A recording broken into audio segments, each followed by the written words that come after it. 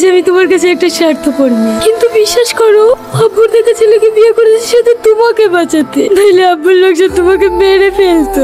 কারণে তোমার মৃত্যু হবে এটা আমি কখনোই মেনে নিতে পারবো না। আবার দেখো তোমাকে ছাড়া আমি বাঁচতেও পারবো না, তাই চলে যাচ্ছি না ফেরার দেশে। হয়তো এই জীবনে আমরা দুজনে এক হতে পারলাম না। সালমা, এই সালমা, কোথায় যাইছো?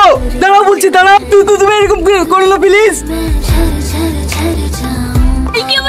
তুমি তো দেখছি মেতে গেছে, লগনের শাড়ি পরার সময় নাকি? কি করবো আর ভালো লাগছে না শাড়ি পাল্টাতে। দিন যে ধকল গেল, আমাদের গ্রামটা কেমন লাগছে? শহর থেকে গ্রামে এসে বোরিং ফিল করছি না তো?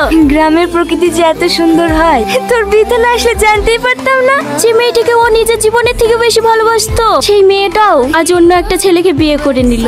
আমি একটা জিনিস কিছুতেই বুঝতে পারিনি জানিস, একটা মানুষকে এত ভালোবাসার পর সবকিছু ভুলি অন্য কারোর হাত ধরে